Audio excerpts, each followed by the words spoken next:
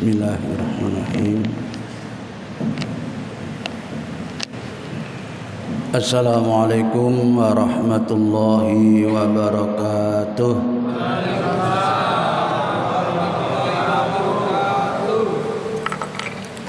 Bismillah, alhamdulillah, wa syukurillah, binikmatillah, wala hawla wala quwwata illa billah.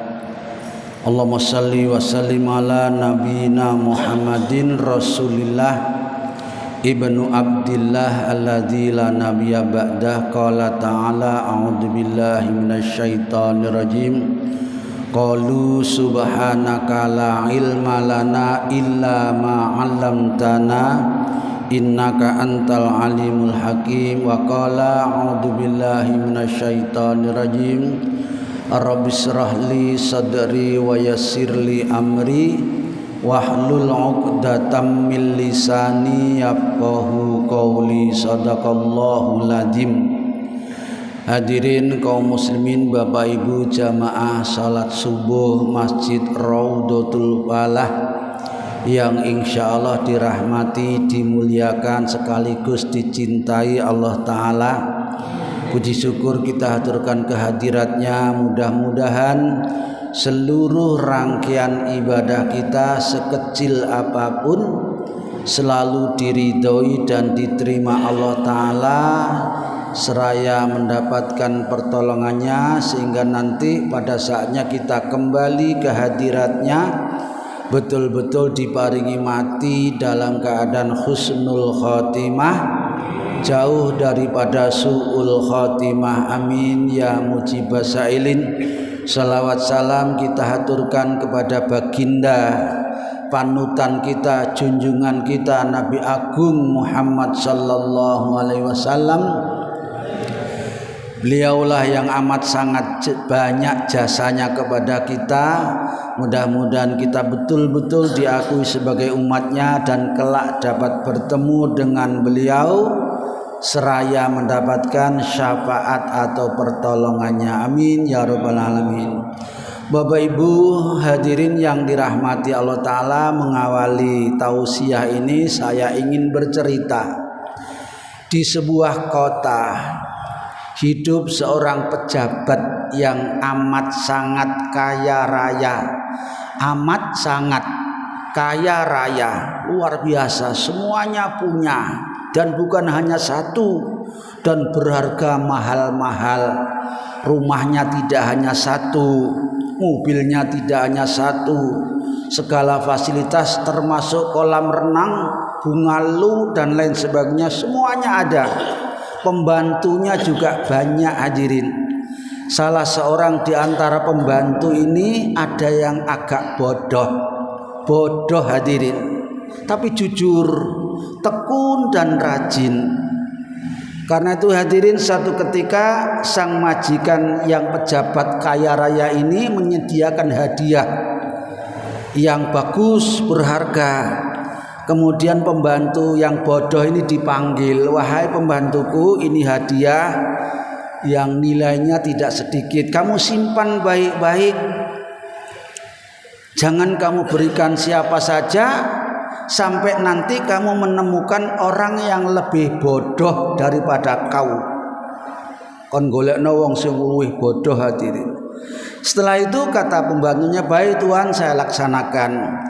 Tidak berselang lama hadirin, majikan atau tuannya ini ternyata dilanda sakit.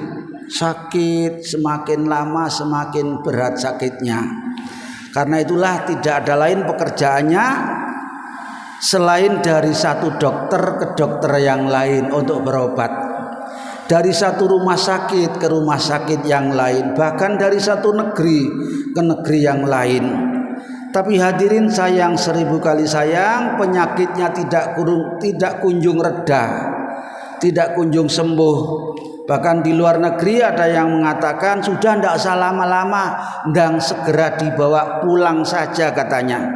Apa saja yang diminta penuhi, kata salah seorang rumah sakit ini hadirin. Hadirin, kata orang Jawa, lek ana pesen opo sing dijaluk ndang penuhono, ini biasanya napa? Biasanya wis arepe teko titi mangsane nggih ya. Hadirin betul, setelah pulang ke rumah tidak semakin reda lagi, terus bertambah berat. Karena itu hadirin, pembantunya yang dianggap bodoh, yang dititipi hadiah tadi dipanggil. Kata majikannya, kata tuannya, wahai pembantuku, sepertinya tidak akan lama lagi aku akan pergi yang sangat jauh, katanya. Loh, pergi kemana tuan? Pokoknya sangat jauh, dan nanti semuanya orang juga akan ke sana. Sudah ngomong gitu hadirin. Terus kata majikannya, kalau begitu tuan menyediakan teman nanti untuk menolong atau mendampingi tuan. Enggak bawa siapa-siapa, ijen pokoknya. Kalau begitu, kata pembantu selanjutnya, tuan membawa banyak bekal untuk pergi yang sangat jauh itu. Enggak bawa apa-apa. Kalau begitu, tuan juga bawa perlengkapan. Nanti mungkin di sana ada hujan, mungkin panas, mungkin butuh makan, minum dan lain sebagainya. Pokoknya ndak izin. Hadirin yang dirahmati Allah Ta'ala, biasanya orang itu kalau normal, kalau sehat, ojo maneh pergi jauh. Nggih, panjenengan ke Wonokromo itu saja wani agak nggawa sangu. Ayo pengen roh aku. Itu ke Wonokromo, apalagi keluar kota, keluar negeri. Nah ini orang ini mau pergi yang amat sangat jauh, yang nanti tidak akan kembali. Mikir pembantunya yang bodoh itu mikir, lek ngono majikanku iki ndak pinter tibae, ketoke pinter, sugih. Tapi wong lunga adoh kok gak nggawa pendamping, gak nggawa kanca, gak nggawa sangu, gak nggawa bekal, gak nggawa perlengkapan. Ini berarti orang bodoh. Ini pembantunya yang bodoh tuh ngomong kayak gitu, berarti majikanku ini bodoh. Karena itu katanya, wahai tuanku, ini hadiah dulu yang panjenengan titipkan kepadaku, sekarang aku berikan kepada tuan lagi. Karena menurut aku ndak ada orang yang lebih bodoh daripada tuan. Coba, betul apa betul ini? Wong lunga adoh kok gak nggawa sangu, bodoh. Nah, hadirin yang dirahmati oleh Allah Ta'ala, inilah gambaran manusia siapapun. Mungkin mudah-mudahan kita tidak, yang senantiasa dalam hidupnya yang dipenuhi adalah hanya keinginan-keinginan hawa nafsunya. Biasanya hadirin, keinginan hawa nafsu itu adalah keinginan yang bersifat duniawi, yang bersifat hawa nafsu, apa namanya itu, pokoknya nafsu niyah nih. Keinginan-keinginan yang tidak ada manfaatnya nanti sesudah matinya. Hadirin yang dirahmati Allah Ta'ala, Rasul pun mengatakan orang yang hanya memenuhi hawa nafsunya ini orang bodoh. Nabi yang bilang, yang pinter yang kaya apa? Katanya Nabi.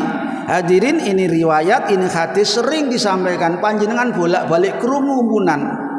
Cuma kadang-kadang kita mbuh lali, mbuh nglali, mbuh gak apal. Katanya beliau, al-kayyisu mandana nafsahu wa amila lima ba'da mautih. Wong sing cerdas yang betul. Katanya Nabi, orang yang pandai hitung-hitungan, pandai mengadakan penelitian, eksperimen dan lain sebagainya, itu cerdas memang. Tapi cerdas yang sesungguhnya adalah ini.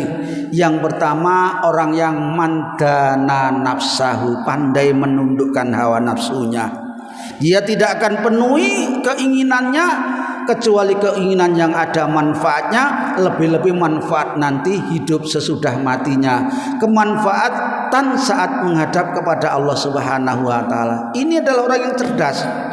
Pengen banyak uang boleh, kalau nanti untuk digunakan sangu mati, ya, diinfakkan, disedekahkan, didermakan, dizakatkan dan lain sebagainya. Punya rumah bagus boleh, asal bukan sementara sekedar untuk memenuhi keinginan hawa nafsunya. Ini orang yang cerdas hadirin. Jadi orang yang kaya tadi itu adalah orang yang tidak cerdas. Karena sekalipun banyak hartanya, jabatannya tinggi, tapi yang dipenuhi selama ini bukan hanya kepentingan untuk nanti menghadap Allah Ta'ala. Semuanya ada, tetapi tidak akan bermanfaat untuk sesudah matinya. Yang pertama, mari kita hindari hadirin. Kita laksanakan apa saja, kita melangkah kemana saja, kita mengucap apa saja, hati-hati. Mari sementara kita betul-betul perhitungkan supaya nanti ada manfaatnya saat kita sudah menghadap Allah Subhanahu wa taala. Karena semuanya akan dimintai pertanggungjawaban oleh Allah taala. Nggih. Katanya Allah, panjenengan yang sering bertahlilan, saya juga sudah sering matur di sini. Wa in tubdu ma fi anfusikum au tukhfuhu yuhasibukum bihillah. Setiap manusia di dalam dada ini ada kerentek, ada unek-unek, ada batin, ada don, ada niat dan lain sebagainya. Apa kata Allah? Wa in tubdu, bayi yang ada di dalam dada ini kita lahirkan, kita ucapkan, kita bentukkan dalam perbuatan. Au tukhfuhu, atau tetap dirahasiakan, dindem mawon, di batin saja, tidak ada yang tahu. Apa katanya Allah? Yuhasibukum billah. Besok dihisab hadirin. Yang tidak dilahirkan dan itu batin dihisab, apalagi yang dilahirkan. Karena itu hati-hati, batin orang lain saja hati-hati, apalagi mengucapkannya, apalagi melakukannya. Ini yang pertama. Yang kedua, indikasinya orang cerdas, kata beliau, adalah orang yang banyak mengingat matinya.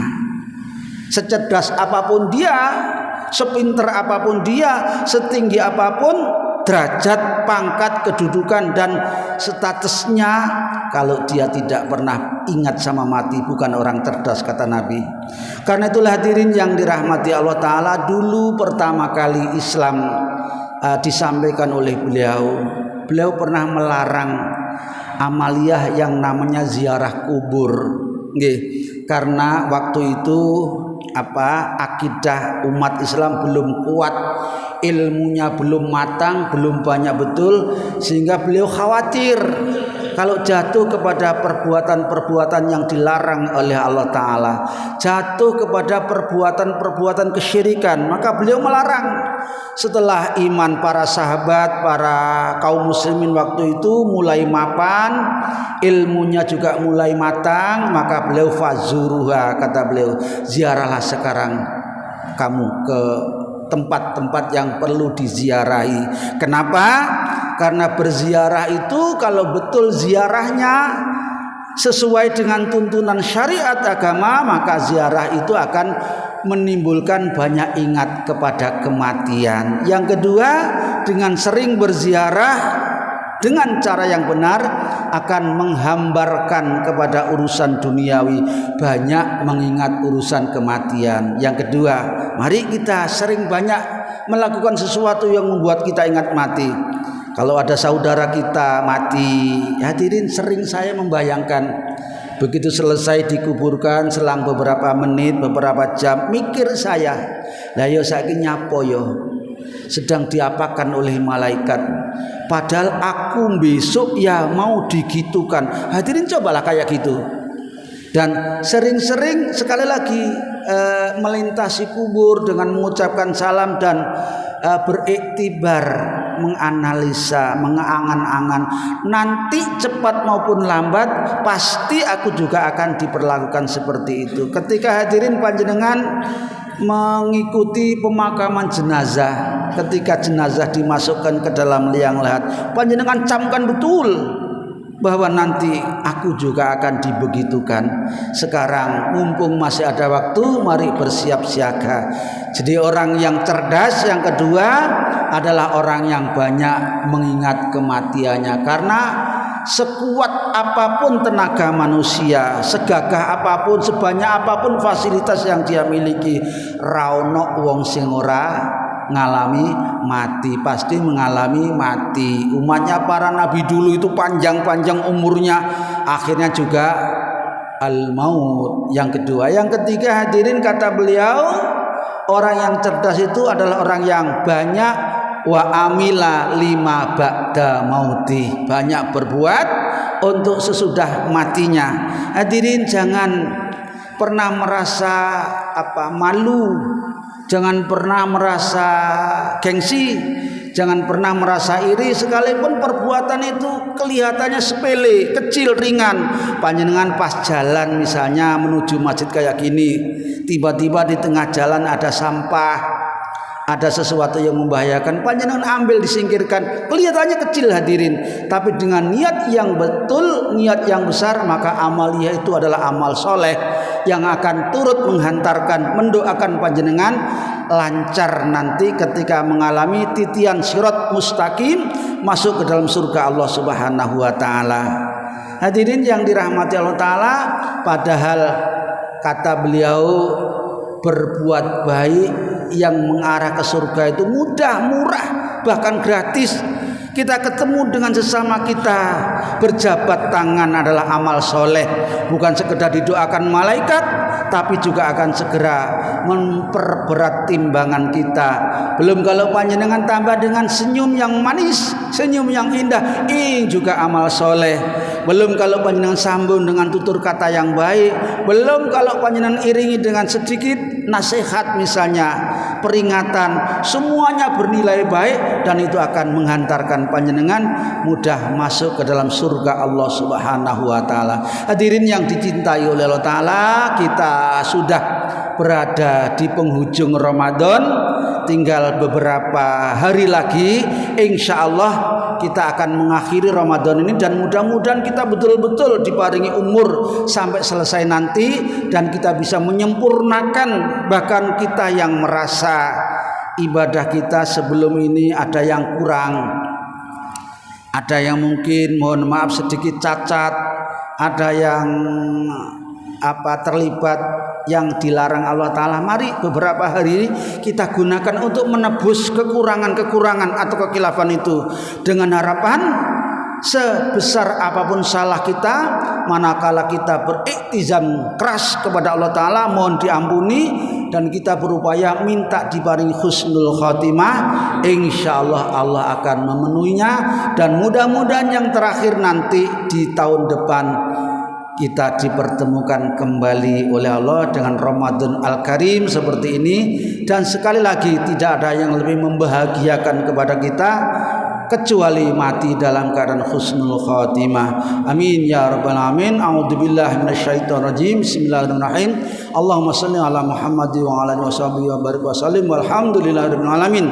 Allahumma rabbana taqabbal minna wudu'ana wa salatana wa siyamana wa shadaqatana wa zakatana wa hajjana wa umratana wa jamil amalina innaka ala kulli syai'in qadir wa innaka mujibus salin. Rabbana la tu'akhidna in nasina aw akhtana rabbana wa la tahmil alaina isran kama hamaltahu alal ladina min qablina rabbana wa la tuhamilna ma la taqata lana bih rabbana afrigh alaina sabra wa tawaffana muslimin ya Allah wa tawaffana muslimin. Allahumma inna nas'aluka husnal khatimah wa na'udzubika min su'il khatimah. Rabbana taqabbal minna innaka antas samiul alim wa tub alaina innaka antat tawwabur rahim. Rabbana atina fid dunya hasanah wa fil akhirati hasanah wa qina adzabannar wa qina adzabannar walhamdulillahirabbil alamin.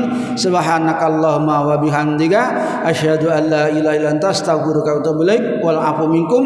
Wassalamualaikum warahmatullahi wabarakatuh. Allahumma shalli